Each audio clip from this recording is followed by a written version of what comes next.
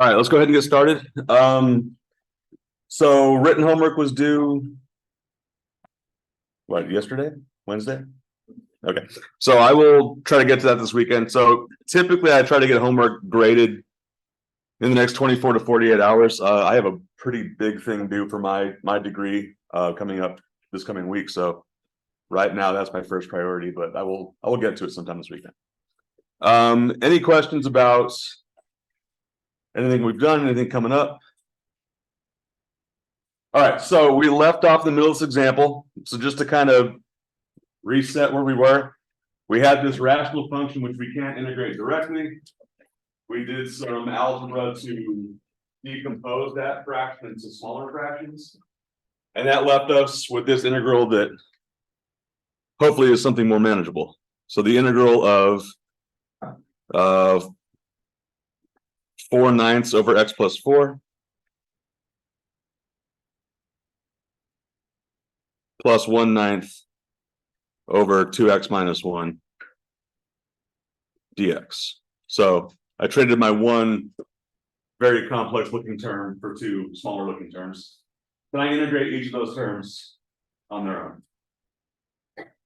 Let's take left first. What's the integral of 4/9 over x plus 1? 4/9 natural log after that x is 4. So that first one, I believe, yes, 4/9 times the natural log of the absolute value of x plus 4. How about the one on the right, the 1/9 and so on? Go ahead. 1/9 times the natural log of 2x minus 1. Plus 1/9 times the natural log of 2x minus 1. Plus c. How do we feel about that? Then we have to make an edit. Go ahead. Is there any possibility of a chain rule at 2x? Yeah, so yes, the chain rule is something we observe here, but also let's go back to the one that we're more sure about. So that 4/9 natural log of absolute value of x plus 4. Why is that the antiderivative, first of all? Why did that involve a natural log? 1 over some function. It's 1 over some, well, it's got to be something more specific than that. It can't be any function. That's what? Yeah, it's in terms of some linear function in x. So we didn't write this down in terms of the chain rule, but let's try to designate it that way. If we treat x plus 4 as our inner function and 1 over x is our outer function, we're kind of using the chain rule, but I think by this point, a lot of us are skipping ahead of that because what's the derivative of x plus 4? 1, simply 1. So the chain rule thing you have to worry about, we're multiplying by 1, we're not affecting it. I don't think that is the case with the natural log of absolute value of 2x minus 1. For there, I think we have to make an adjustment. So one thing I want to point off, and with the little white space I have left, I'll do this. The integral of 1 over x plus 4. Let's just look at that.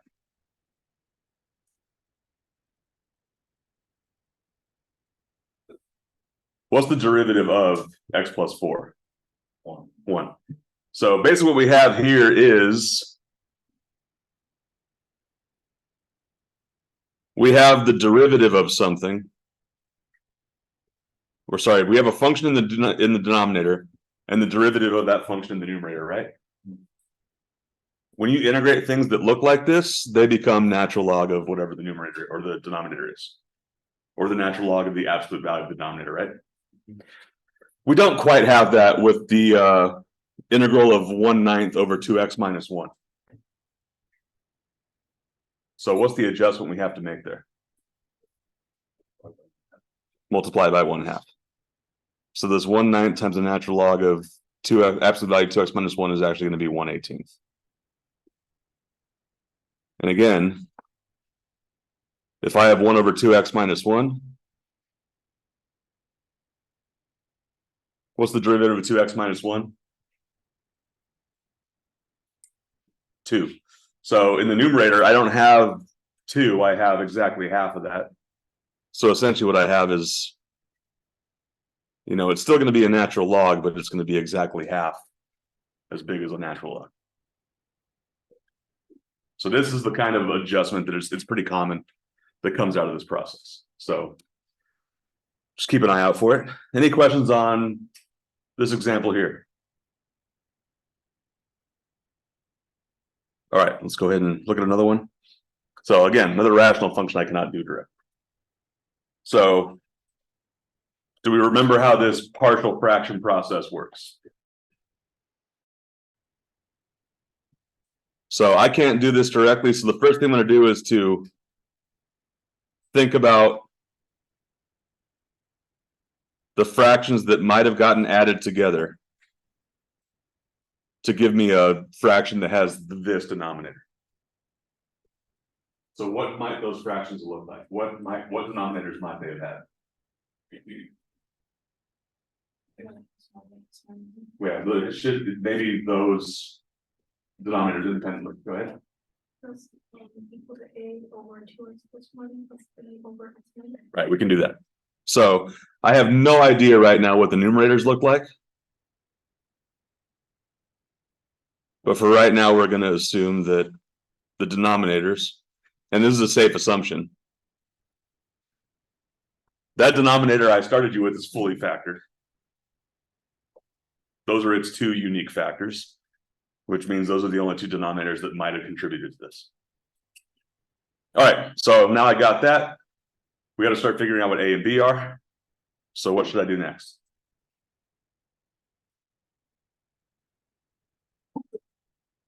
Do we like fractions, or would we do without them if we could? So I am going to multiply this whole equation by the denominator 2x plus 1 times x minus 1. So what effect does that have? It clears the fraction on the left-hand side. And this leaves me a times x minus 1 plus b times 2x plus 1.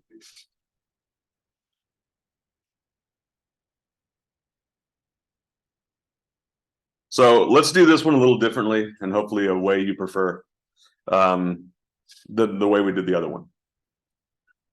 So how many variables are in this equation, the lowest equation I've written there? I suppose for 3. What's a variable? So x, a, and b are all variables, but like just by definition, what is a variable? Is there something that you don't know what it is? No, it needs to be more than that. So, and that's what I'm getting at. It's a very subtle distinction, but a and b are not variable. A and b are constant. I just don't know what they are yet. The only thing that can take like multiple values is the variable x. But once I find a and b, just like in the last example, we found a and b, not for some specific like circumstance. Those are a and b all the time. So because of that, I can take advantage of things. That I can pick values of x. They're going to make this equation easy to solve. So first thing I'm going to do is make x equal to 1. If I set x equal to 1, what happens to this equation? I get. So this term falls off, right? So that should make b easy to solve for. But if x equals 1, I should get on the left-hand side of this equation, 6 equals b times 3. Let me fill in some of the blanks. This is maybe the first time you're seeing this.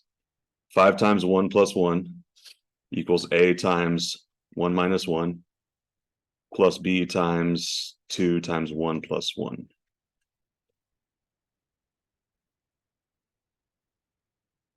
Which comes out to be 6 equals 3b. So b equals 2.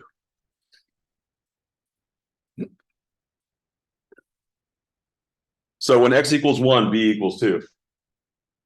What about if x equals like 0? What does b equal? 2. So yeah, b does not vary. B is a constant. We didn't know what it was. Now we do. By basically being strategic about what values of x we look at. Can I choose another value of x that will help me get what a is? 0? I believe 0 would work, but I believe there's -1/2 is probably the most direct way to get there. Why is -1/2? Right. So if I put a -1/2, this b term will fall off. So when x equals -1/2, I have 5 times -1/2 plus 1 equals a times -1/2 plus 1. So what do I get? -5/2 plus 1 is -3/2. That's equal to 1/2 a. So a is equal to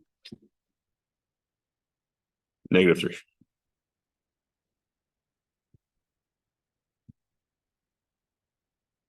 First of all, do we understand how we got a and b?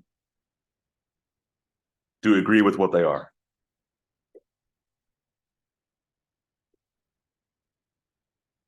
I see a head shake, which means there's a question coming. Yeah.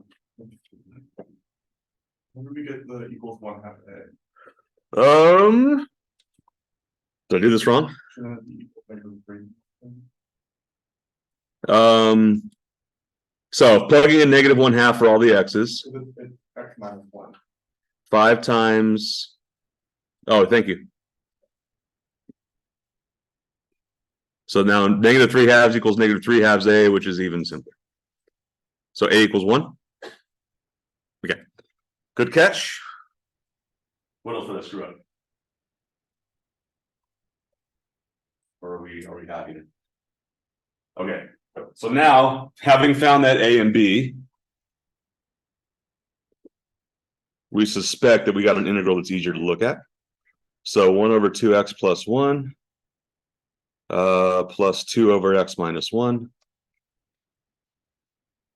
Are these terms things we can integrate?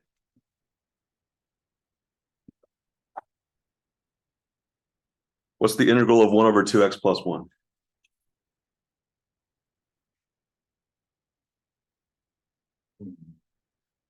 One-half, that's a log of 2x.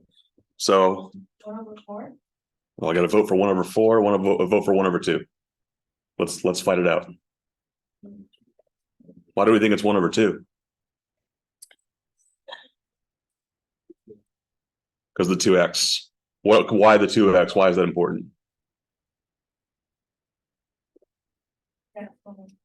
Have you converted? Okay. Another thing I'll show you that, so something that I know a lot of us are comfortable with, because you all suggested, is pulling constants out of integrals, right? Maybe a thing you don't know is you can go either direction with that. So here's another way to think about this: 1/2 x plus 1 dx. You get the natural log when you have, or most directly when you have a function in the numerator and the derivative of that function in the numerator, right? That's in the numerator twice. You have a function in the denominator and the derivative of that function in the numerator, right? So we don't quite have that here. What's the derivative of 2x plus 1? 2. So I could rewrite this like this. This is the same as the integral of 2/2x plus 1 dx.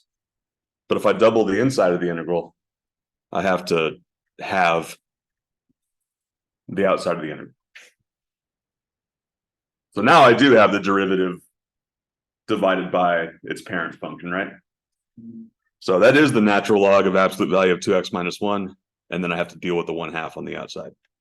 So no matter how you look at it, you should get to the 1/2 times the natural log of absolute value of 2x plus 1. But just again, that adjustment for that constant multiple is going to be something that pops up a lot. Like right now. Go ahead. So you can just take the natural log and divide by the coefficient of x. When it's linear, yes. Because so the reason I say it more generally is, it's not as obvious that this is a natural log. Yeah. Because I do have x is some multiple of the derivative of x squared plus 1. But when it's linear, yes, it's as simple as what's the coefficient, because that's how the power rule works for linear functions. So now what is the integral of, oh, sorry, go ahead. You can always have, or like, let's say that it was 1/3x plus 1. And we would triple it to get the 3 on top. Would it be like 1/3 on the outside? So you said triple. I assume you meant triple on the inside, and then you, Okay, so here's the thing. Basically, what I did there is I multiplied what I had by 1, right? Because I tripled it and then I cut it down to 1/3. So yeah, I mean, basically whatever that coefficient is going to drive the adjustment you have to make. So it's, yeah, the ones we've looked at is in doubles so far, but it doesn't have to be. All right. Can we get the integral of 2 over x plus x minus 1? Right. And I believe we're done.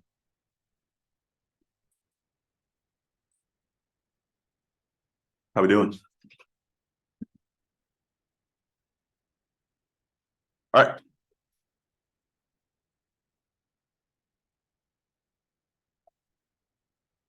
How about this thing? So this is a little trickier because, you know, the last two we looked at, I'm not going to say it's clear, but it's probably clearer what the denominators were that got us to the complicated fraction. Maybe here it's not so clear.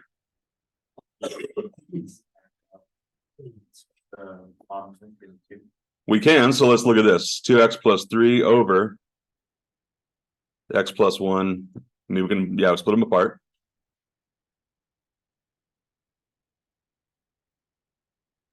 So what are the possible denominators that could have contributed to this?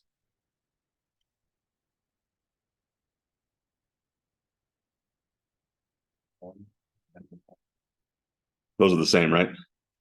So x plus 1 is certainly one of them. But let's think about this. What if I had this 1 over x plus 1 squared?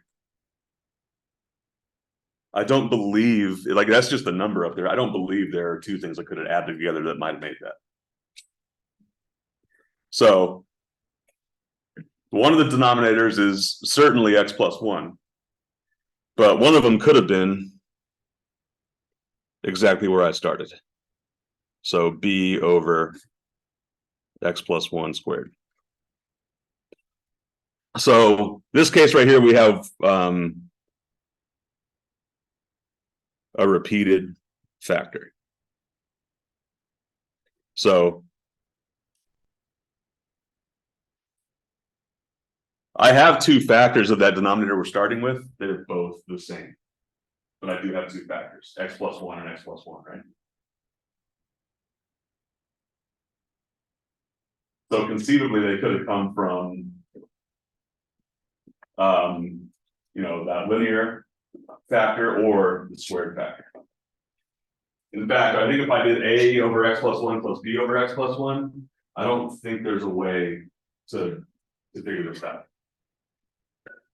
I don't think we set ourselves up for it. how would it be squared? So the bottom line is all about what things can I add together that are going to have a common denominator of x plus 1 squared. So let me try to give you an analogy here. What if I had 7, I can't think.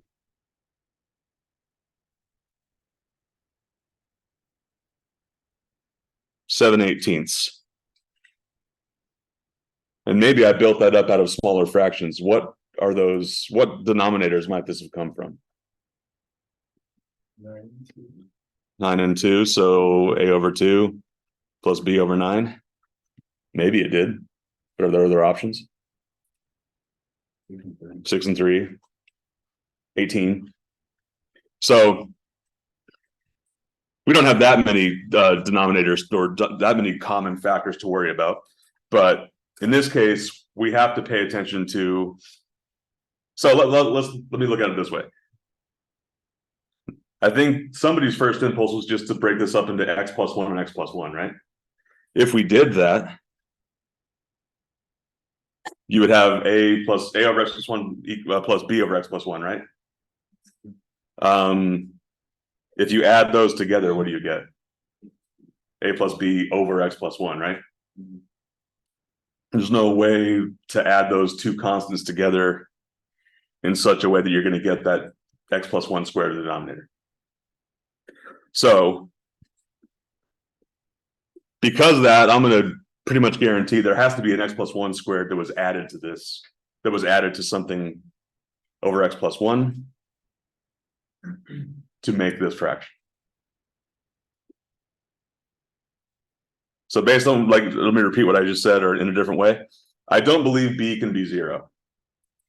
Because if this was all the sum of fractions that were, a constant over x plus 1, I don't believe we ever would have gotten that higher power of x plus 1 in the denominator. So the bottom line for you is when you have a repeated factor, basically this like decomposition has to cover every power of those factors, counting up from 1 to as high as it goes. If this was x plus 1 to the 7th, I'd have 7 terms. I won't do that to you. 7 separate? Yeah, so counting up, right? It would be a over x plus 1 plus b over x plus 1 squared plus c over x plus 1 to the 3rd, and so on.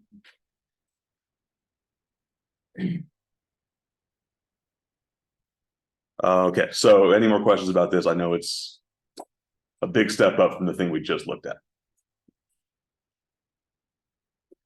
Okay, so now this is the skeleton we're going from. How do we proceed?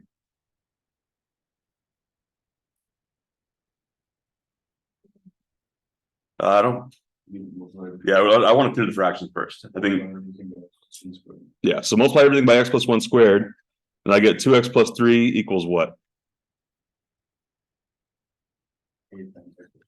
A times x plus 1 plus b. And yeah, if you want to choose the next value, now's a good time to do that. What's a good x value to try? -1's good. So let x equals -1, and what do we get? It doesn't work. 1 equals b, right?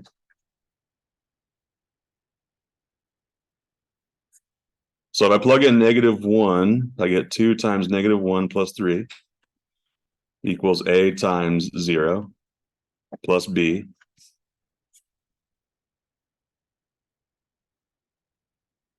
So I believe b equals 1. Does it not? Okay.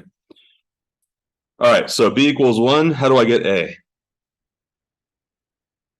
Can we choose a value for x again? I think we can. I just don't think it matters what it is. So for convenience sake, I'm going to choose 0. If I choose 0, what happens? I get 2 times 0 plus 3, that equals 3. Equals a times 1, right? Plus b. But I know b. So this should say that a equals 2.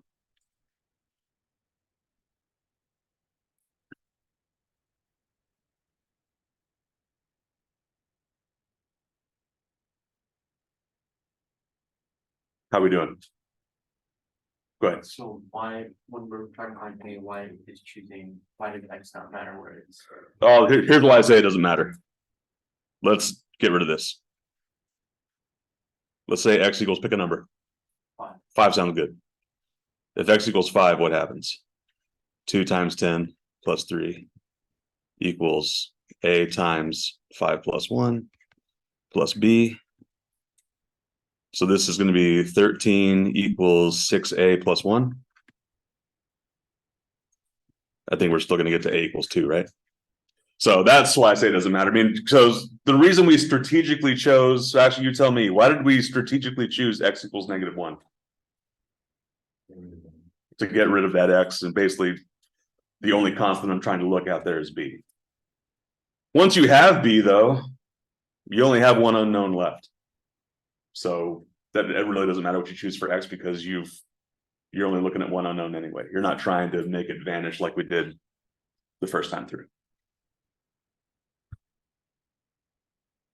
So now we have an integral that we can do. So 2 over x plus 1 plus 1 over x plus 1 squared.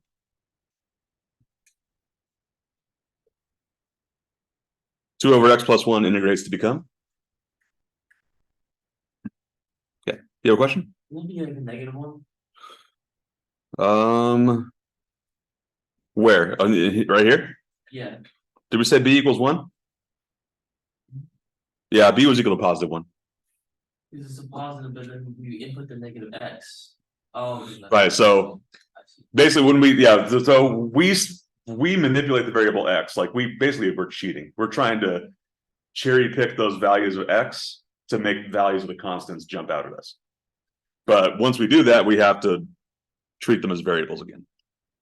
So 2 natural log of the absolute value of x plus 1. What is this thing? What happens here?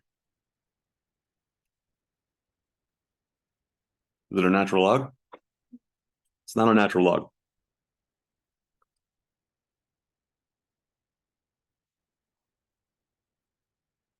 So let's really quickly set up a u substitution. 1 over x plus 1 squared dx.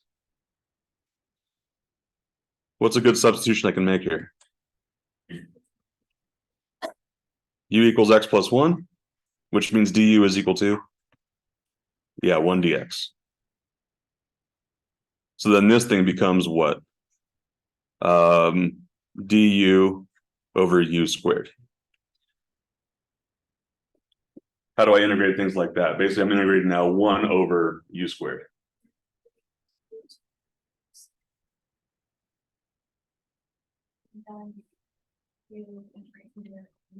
Right. So I don't have space to write it, but well, yeah, I do. This right here is identical to u to the -2 du, right? Power rule lets us add 1 to the power, divide by that new power. So what we have is -1 over u, which is x plus 1 plus c.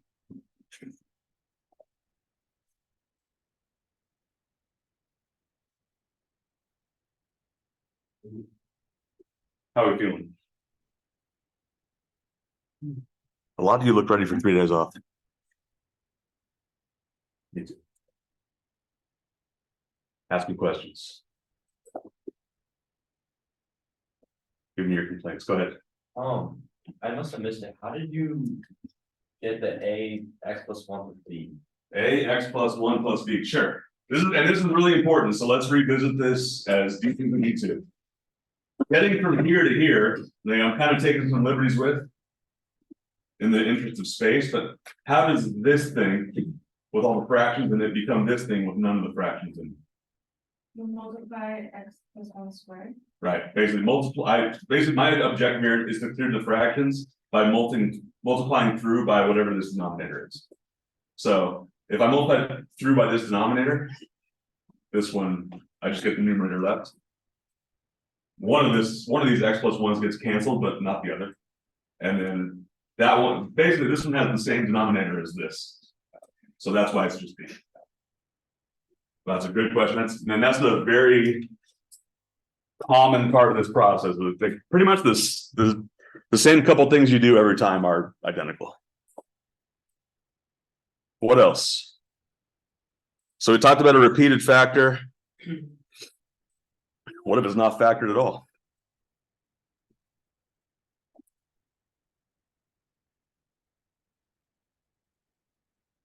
What do you got to do if it's not factored at all? Factor it. How do we do that?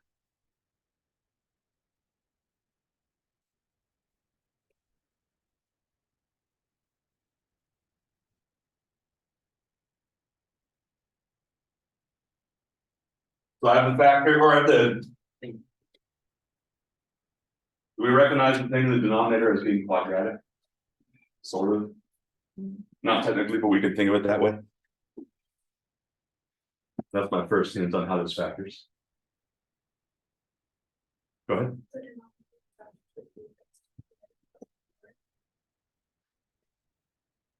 X squared plus 4. X squared plus 1. Excellent. Now remember, we can only do this process if our denominator is fully factored. So do we have to go further? We would if it was possible. I don't think it's possible. If those were differences, then yes, we can factor those down to 4 linear factors. I think we're stuck. So this is as far as we're going to go. Do these factors look different than the ones we've looked at before? They should, right? What's the difference?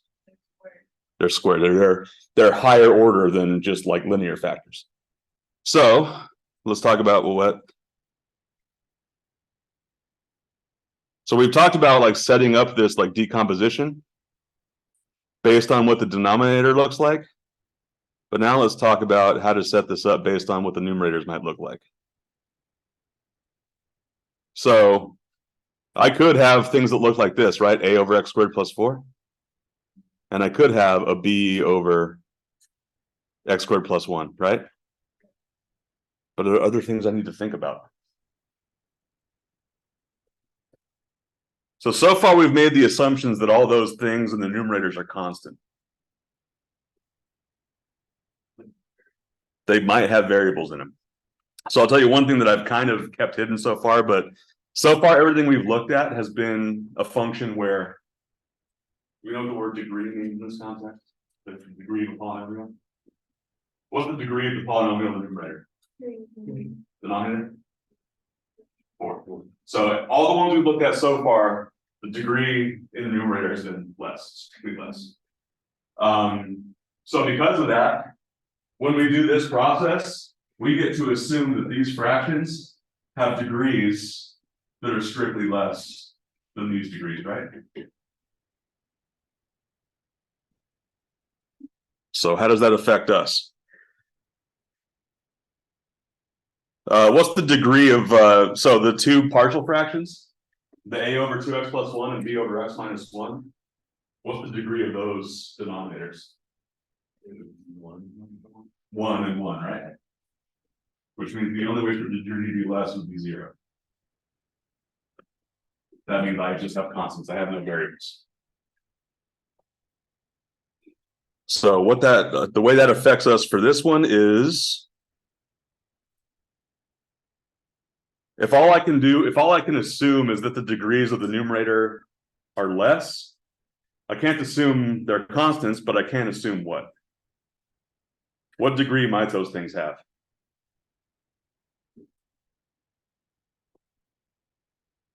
So the degree in the denominator is 2, right? So what's the highest the degree in the numerator could be? 1. So I'm going to reflect that here by replacing a and b with degree 1 things. It could be this linear thing. This could be a linear thing.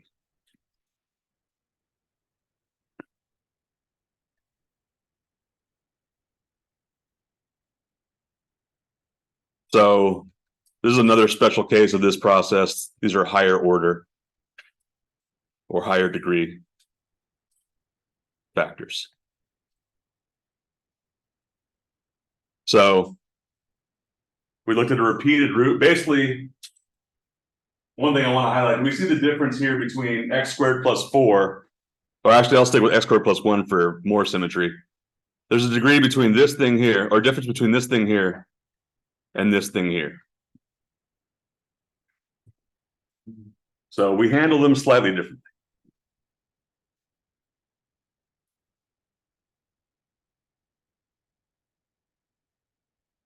So any questions about the way this is set up?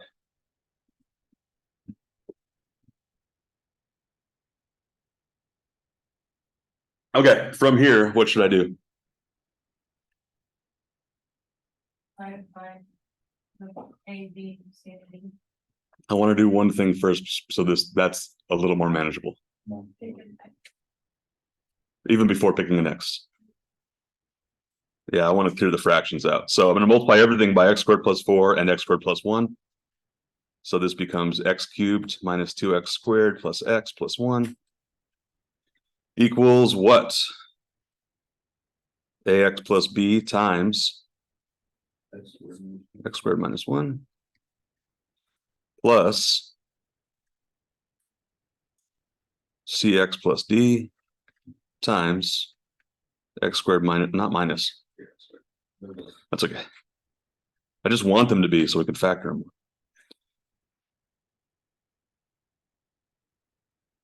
Is there anything I can do? Here's the bad news. There are no real values of x I could choose to like wipe out those quadratic factors, right? And I don't want to start cubing imaginary numbers. So is there a value of x I can choose to start learning things for myself?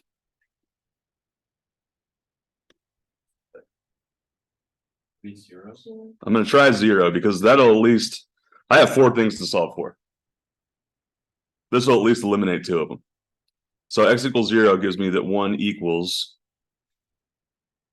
b times 1 plus d times 4, right?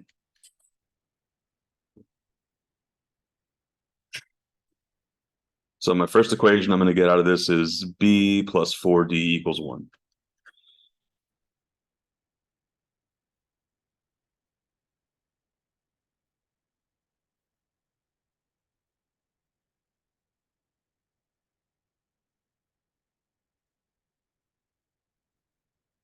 How are we doing?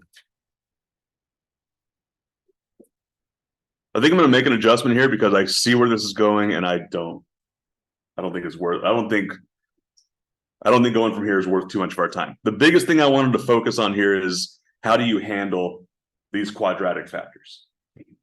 Would anybody be offended if we don't spend the next 15 minutes solving a 4 variable equation? Cool. All right. Hopefully I have one of these that works out a little more nicely. Yeah, let's look at this one. Go ahead. Well, will we pop that or on the fence? That's no. So I mean, if I only give you 50 minutes to do something, Oh, oh God. I'm not gonna promise you it's something like that, not the homework though, but there's lots of things on the internet, your calculator that can like just tear up a 4x4 matrix very easily. Right. So what kind of steps are we supposed to go through to continue solving that? Like rough. Basically the same things we've done. So the bottom line here is you're going to have to get 4 equations for this. I could get that by picking 4 values of x. And then there are ways to like, I don't know, you're mostly engineering major, so I'm not sure if you know how to use MATLAB well, but MATLAB can do it quickly. Wolfram can do it quickly. You can do it on TI-83. All that to say that there are ways to find those values quickly. But basically, once you found those A, B, C, and D, then you would integrate it the way we did with all the other ones. I think there are better uses of our time than getting to that point. All right, so what's the degree of the numerator here? How about the denominator? 5. Yeah, it's a little tricky to see, but it is 5. So again, we have numerator having a smaller degree than denominator. So let's think about the possible factors, or kind of what we've done so far and how that's going to help us do the decomposition. So what's a potential denominator that I might have to think about? X is one of them. And x is linear, so this is just going to be a over x. What else? Do I have a repeated factor here? Do I have a higher order factors? I got both of those things going on, right? So have to kind of respect them both. So because I have a repeated factor, what does that mean the rest of this looks like? Or what's that mean the rest of the denominators look like that I have to work with?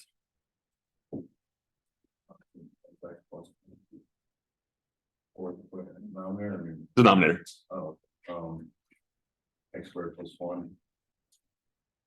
And then x squared plus one squared.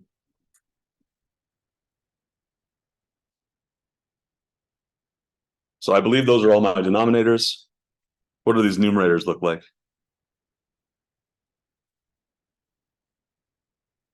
X plus e.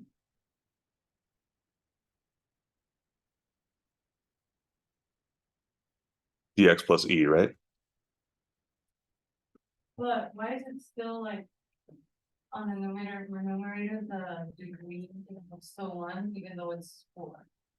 Right. So it's a good question. It is a degree 4, so I'm trying to find the first example we did here. With the repeated factors, even so, like this B one, right? That is degree 2, right? But the fact that we're dealing with a repeated factor means we get to take a shortcut about that, assumption that, making a degree 1 is degree 0. So if we did make this a degree 1, I'm not gonna go through it right now, but basically, if this is degree 1 and you add these things together, you're gonna start getting degree 2 terms in the numerator. No, yeah, but like, the other one was 4. Right, so that for the same reason as so let's say we call this bx plus c. Then when we were to add these, if we were to add these things together to simplify them, we would get degree 2 polynomials in the numerator, which we know we're not dealing with. So because we know that that's not going, like, we're not dealing with the second degree thing to begin with, basically we get to make that shortcut. And the same kind of thing appears in the one we left off.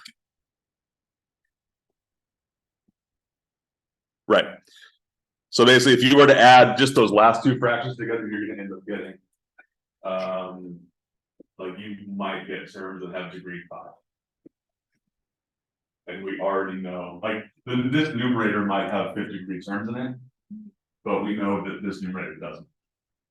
And how do you know, like, you just plug it and see?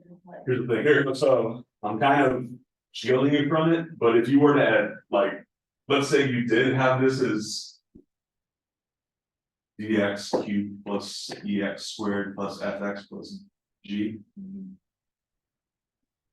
And when you try to simplify that all out, you would realize that you would have stuff that just doesn't match up. Like you would have you would have an x to the 5th term. And Which- do you have to add like the extra, like letter, or can it just be like bx over x squared?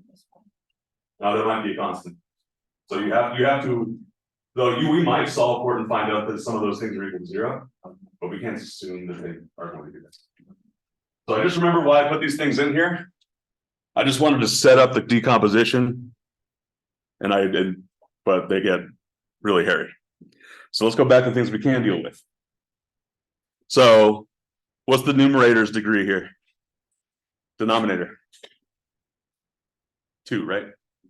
So now we're going to introduce a new step, not really new in this context, but I want to get to a rational function that has a higher or a lower degree in the numerator than the denominator. So I'm going to divide those things. Do you remember how that works? If you want a reminder. So I want to divide x to the 6th. I'll do it up here.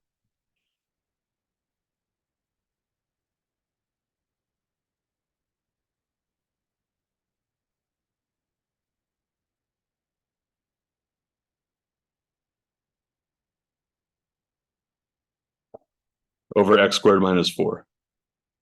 X squared plus 0x minus 4. Is this starting to ring bells?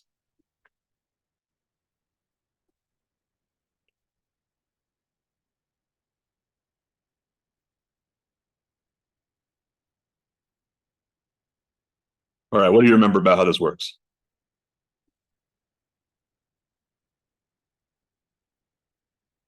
So I'll run through it the first time because it's kind of a cyclic process, but I'll run through it the first time. If I divide x squared into x to the sixth, I get x to the fourth. And then I want to multiply x to the fourth by all these factors again. So that's x to the sixth plus 0x to the fifth minus 4x to the fourth. And then I subtract down. So what do I get is positive 4x to the fourth and bring down the next term, 0x to the third. Have we seen this before? Has it been recently? Not terribly? Okay. So I'll have to shake the rust off of that. But from here, I'm going to basically, that was one kind of lap, one cycle of this process. So let's do it again. X squared goes into 4x. So I divide 4x squared into 4x to the fourth. What do I get? 4x squared. And then multiply through, I should get 4x to the fourth plus 0x cubed minus 16x squared, right? And if I subtract, I get 16x squared. And I forgot I'm not bringing down the next term, bringing down the next two terms. So if I divide x squared into 16x squared, I get what? 16.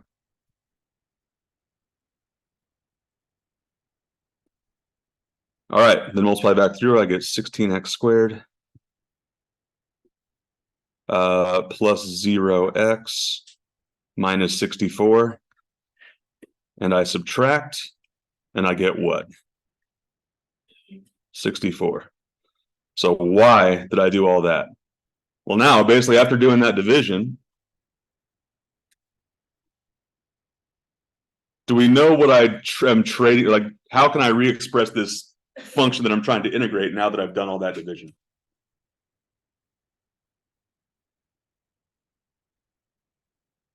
So it should be the quotient, x to the fourth, plus 4x squared, plus 16, plus what? 64 over x squared minus 4. Dx. So I have four terms, right? I believe you can integrate three of them right now. How about the last one, the 64 over x squared minus 4? Does that have an integral we can use? I think if it was the square root of on the denominator, you could, but it's one of the arc and one of the inverse trig functions. But I don't think we have a way to get there directly. So what do we have to do? Yeah, split it up. So I want to split up 64 over x squared minus 4. How does it split up?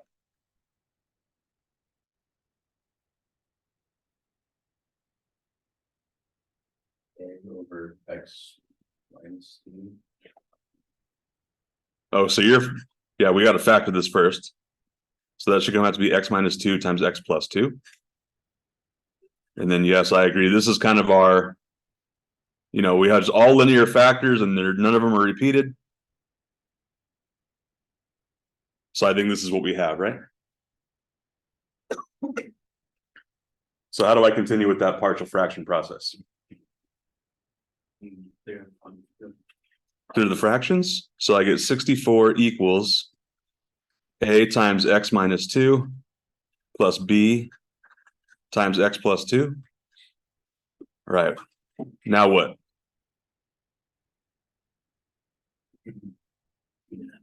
Choose an x. What's a good value of x?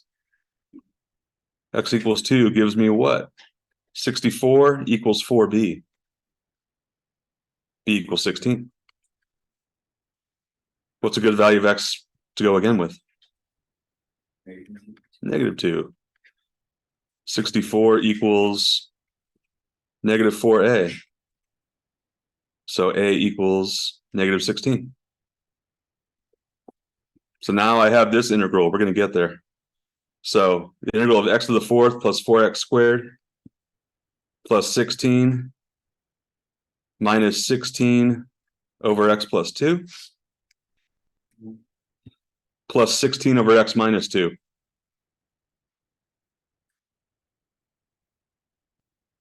All right, let's get integrals for all 5 of those terms. What does x to the 4th integrate to? X to the 5 over 5. And then what was that? Sorry. 4x cubed over 3. And then 16x. And then minus 16 natural log of absolute value of x plus 2.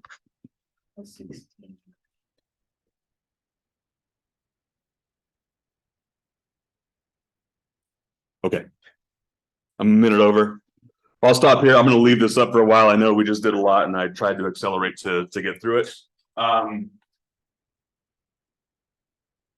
Yeah, if you have questions, come talk to me. Send me an email.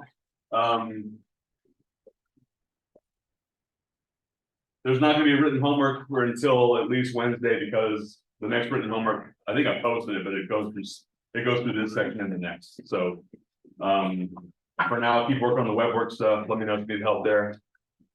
Otherwise, yeah, have a great weekend. I'll see you Wednesday.